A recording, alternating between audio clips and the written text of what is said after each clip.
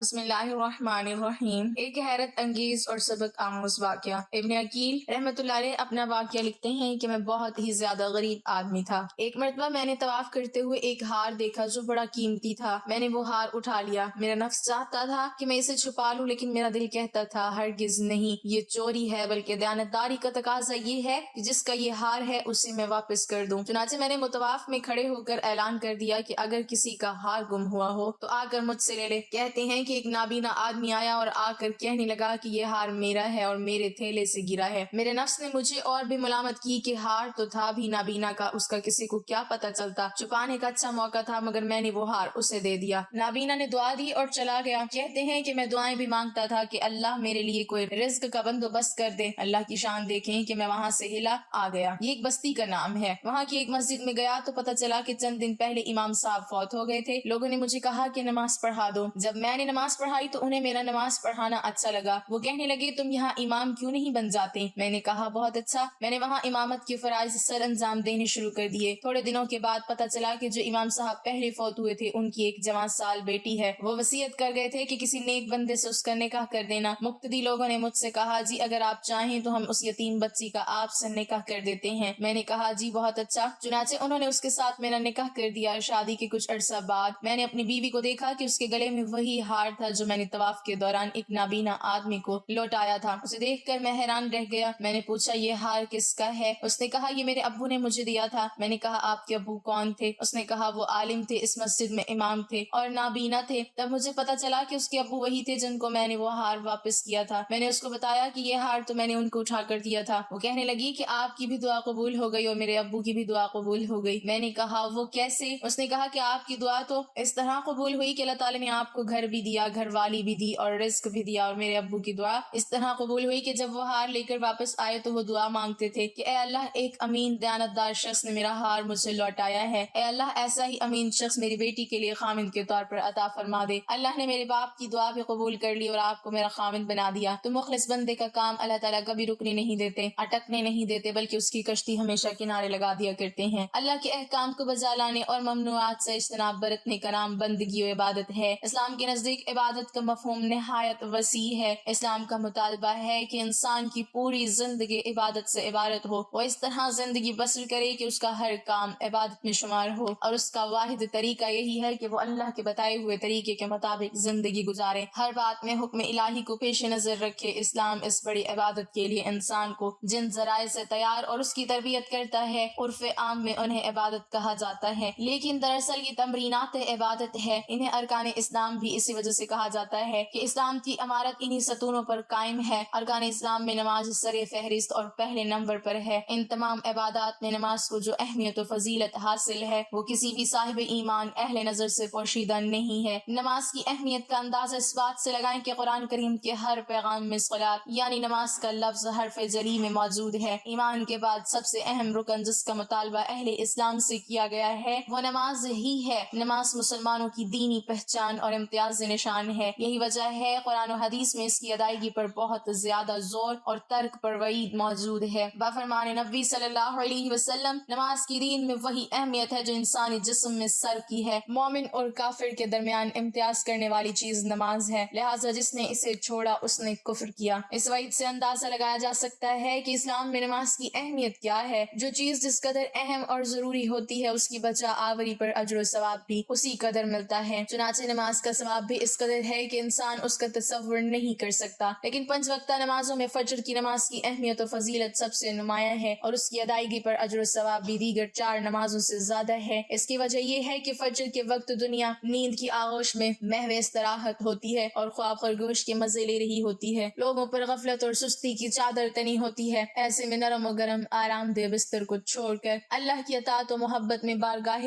الہی میں سجدہ ریز ہونا بڑا پرمشقت اور نفس کو زیر کرنے جیسا مشکل کام ہے۔ اللہ تعالیٰ کی سنت یہ ہے کہ بندے کو جس نیکی کے کرنے میں مشقت زیادہ ہو اور نفس و شیطان سے لڑائی لڑنی پڑے، اللہ اس پر زیادہ اجر و ثواب عطا کرتا ہے، چاہے وہ نیکی کتنی ہی چھوٹی کیوں نہ ہو۔ قرآن و حدیث سے بھی نماز فجر کی قرات و تلاوت قرآن کی اہمیت جاگر ہوتی ہے، جس سے فجر کے وقت اور نماز فجر کی اہمیت کا پتہ چلتا ہے۔ سورہ بنی اسرائیل میں فرمایا فجر کا قرآن، بے شک فجر کی نماز میں پڑھا جانے والا قرآن محسوس و مشہود ہو کر سامنے آ جاتا ہے، یعنی اگر فجر کی نماز میں پڑھا جانے جانے والا قرآن اگر سمجھ کر بغور پڑھا یا سنا جائے تو وقت فجر کی تمام انوار و تجلیات اور قرآنی فیوز و برکات متشکل ہو کر اللہ کے وجود اور اس کی وحدانیت کی گواہی دیتے محسوس ہوتے ہیں۔ احادیث نبوی سے بھی نماز کی اہمیت و فضیلت و نورانیت کا پتہ چلتا ہے۔ آپ صلی اللہ علیہ وسلم نے فرمایا کہ فجر کی 2 رکعت سنتیں دنیا اور دنیا کی ہر چیز سے افضل ہیں۔ قرآن و حدیث اور اسلامی لٹریچر میں دنیا سے مراد مشرق و مغرب، شمال و جنوب کا کرۂ ارض نہیں، بلکہ دنیا سے مراد ہے یہ کائنات اور اس کی تمام تر نعمتیں، خزانے، دولت و ثروت اور حکومت و ستوت مراد ہے۔ سوچئے جب فجر کی 2 رکعت سنتوں کی یہ فضیلت ہے کہ پوری دنیا کی نعمتیں اور خزانے اس کے سامنے ماند اور ہیچ ہیں، تو پھر فجر کے فرض کا کیا عالم ہوگا۔ صحیح مسلم کی روایت میں ہے کہ رسول اللہ صلی اللہ علیہ وسلم نے فرمایا، جو شخص فجر کی نماز پڑھ لیتا ہے وہ اللہ کے ذمے میں آ جاتا ہے، یعنی جو شخص نماز فجر کا فریضہ ادا کر لیتا ہے وہ اللہ کی حفاظت میں آ جاتا ہے اور اسے کوئی بھی نقصان نہیں پہنچا سکتا۔ بخاری و مسلم ہی کی ایک روایت میں ہے کہ جس نے 2 ٹھنڈے وقت کی نمازیں فجر اور عصر ادا کر لی وہ جنت میں داخل ہوگا، یعنی آپ صلی اللہ علیہ وسلم نے فجر اور عصر ادا کر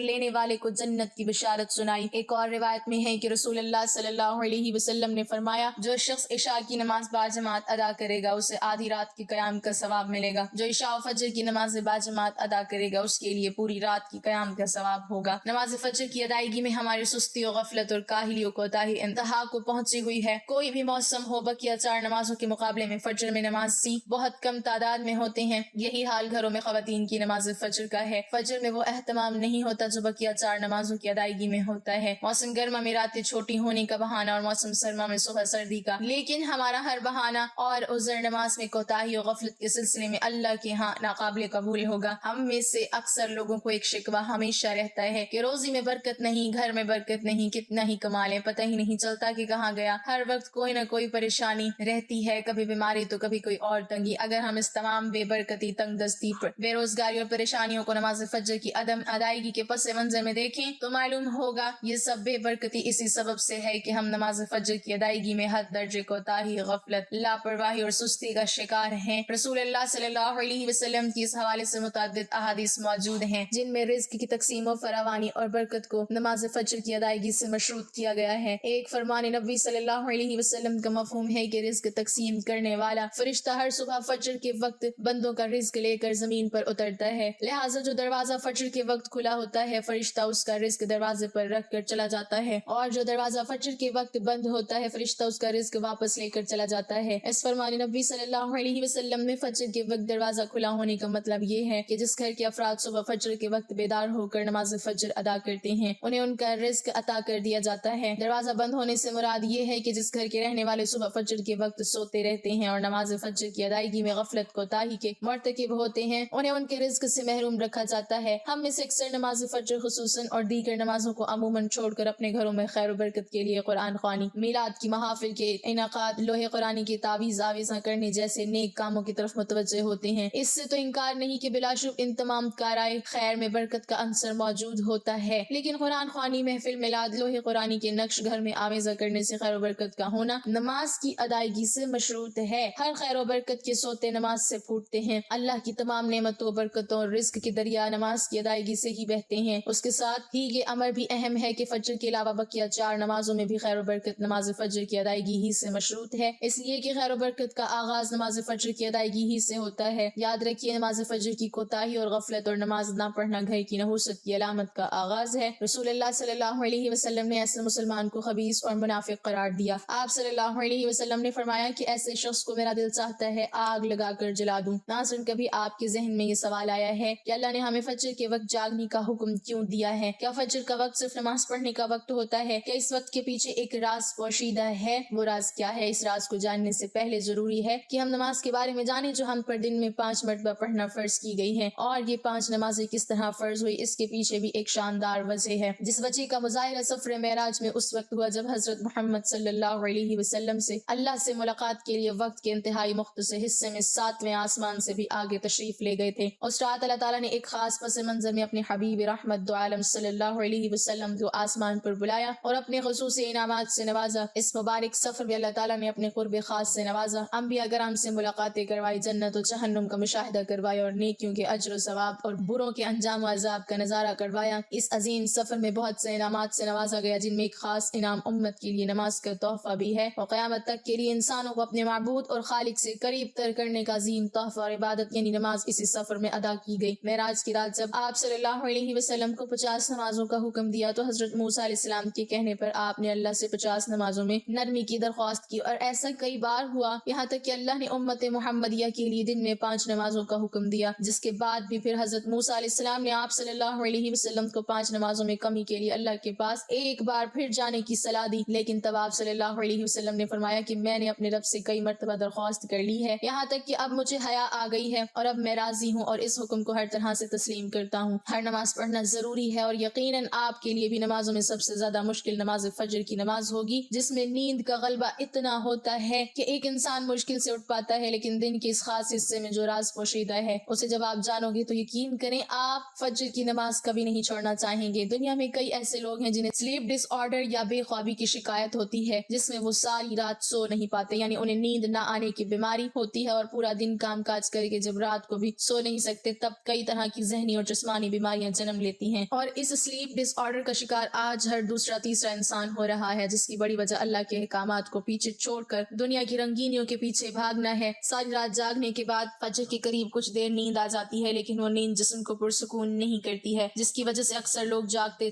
اور ہر قسم کی دوائیوں کا استعمال کے باوجود جب سو نہیں پاتے تو وہ اللہ سے یہ سوال ضرور کرتے ہوں گے، اے اللہ مجھے نیند کیوں نہیں آتی، آخر کیا وجہ ہے؟ بہت کم لوگ ہوتے ہیں جو اس کیفیت میں اپنے اندر پیدا ہونے والی اس آواز کو سن پاتے ہیں جس میں ان سے کہا جاتا ہے کہ بستر سے نکلو، نماز پڑھو، اللہ کا ذکر کرو، اور یقین کریں جو لوگ اس آواز کو سن پاتے ہیں اور اس پر عمل کرتے ہیں انہیں تا حیات کبھی بھی سلیپ ڈس آرڈر کی شکایت نہیں ہوگی۔ اس حوالے سے ایک صوفی نظم ہے جسے ایک امریکن مصنف یعنی کتاب کے لکھنے والے نے ترجمہ کیا ہے، جس کا عنوان ہے یعنی دوبارہ مت سو جانا۔ صبح کی ٹھنڈی ہوائیں ایک راز لاتی ہیں تمہارے لیے، دوبارہ مت سو جانا، خود سے پوچھو تم کیا چاہتے ہو، دوبارہ مت سو جانا۔ لوگ دروازے کی چوکھٹ سے آ جا رہے ہیں جہاں سے دو دنیایں ملتی ہیں، وہ دروازہ گول اور کھلا ہے، دوبارہ مت سو جانا۔ اس نظم میں بیان کردہ دروازہ ہماری دنیا اور اس دوسری دنیا کا ہے جہاں سے فرشتے ہر صبح اور شام کو اترتے ہیں، جن کا ذکر اس حدیث پاک میں ملتا ہے جس میں آپ صلی اللہ علیہ وسلم نے فرمایا کہ رات اور دن میں فرشتوں کی ڈیوٹی بدلتی رہتی ہے، اور فجر اور عصر کی نماز میں ڈیوٹی پر آنے والے فرشتے اور جانے والے فرشتے ایک دوسرے سے ملتے ہیں، پھر تمہارے پاس رہنے والے فرشتے جب اوپر چڑھتے ہیں تو اللہ تعالیٰ پوچھتا ہے، حالانکہ وہ ان سے بہت زیادہ اپنے بندوں کے متعلق جانتا ہے، کہ میرے بندوں کو تم نے کس حال میں چھوڑا؟ تو وہ جواب دیتے ہیں کہ ہم نے جب ان کو چھوڑا تو وہ فجر کی نماز پڑھ رہے تھے، اور جب ان کے پاس گئے تب وہ عصر کی نماز پڑھ رہے تھے۔ فجر اور عصر کی نمازوں کے اوقات میں سونے سے منع کرنے کے پیچھے بھی ایک بڑی وجہ ہے، اور وہ یہ ہے کہ سائنس کہتی ہے کہ صبح سورج طلوع ہوتے وقت اور شام کو غروب ہونے سے پہلے سونا نہیں چاہیے، کیونکہ صبح کے وقت زمین پر آکسیجن بہت زیادہ مقدار میں ہوتی ہے، جس وقت ماحول تر و تازہ ہوتا ہے، اور یہ آکسیجن آپ کو دن بھر فٹ رکھنے کے لیے انتہائی ضروری ہوتی ہے، تو جو اس وقت سو جاتا ہے تو وہ اس تازہ آکسیجن سے محروم رہ جاتا ہے، اور عصر کے وقت زمین پر آکسیجن کی کمی ہو جاتی ہے، تو اگر کوئی سو جاتا ہے اس کو آکسیجن کی کم مقدار ہی مل پاتی ہے، جس کی وجہ سے جب وہ جاگتا ہے تو اس کے سر میں درد اور طبیعت بوجھل ہو جاتی ہے، اور یہی بڑی وجہ ہے کہ دین اسلام میں ان دونوں اوقات میں سونے سے منع فرمایا گیا ہے۔ رسول کریم صلی اللہ علیہ وسلم نے فرمایا، طلوع شمس سے پہلے اور غروب شمس سے پہلے نماز ادا کرنے والا جہنم میں ہرگز داخل نہیں ہوگا۔ نماز فجر کے بارے میں ایسے بے شمار فضائل اور بھی ہیں جن کو ہم نہیں جان سکتے، اگر انسان ان کو جان لے تو کبھی کوتاہی نہ کرے۔ رسول کریم صلی اللہ علیہ وسلم کا فرمان ہے، اگر وہ لوگ عشاء اور فجر کی فضیلت کے بارے میں جان لیں تو وہ ضرور بالضرور ان نمازوں میں حاضر ہوتے، چاہے ان کو خود کو گھسیٹتے ہوئے ہی آنا پڑے۔ اب آپ خود اندازہ کیجئے کہ ایک طرف ان دونوں نمازوں کی اتنی فضیلت و اہمیت ہے، اور دوسری طرف ان کی ادائیگی میں کتنی سستی اور لاپرواہی بڑھتی جاتی ہے۔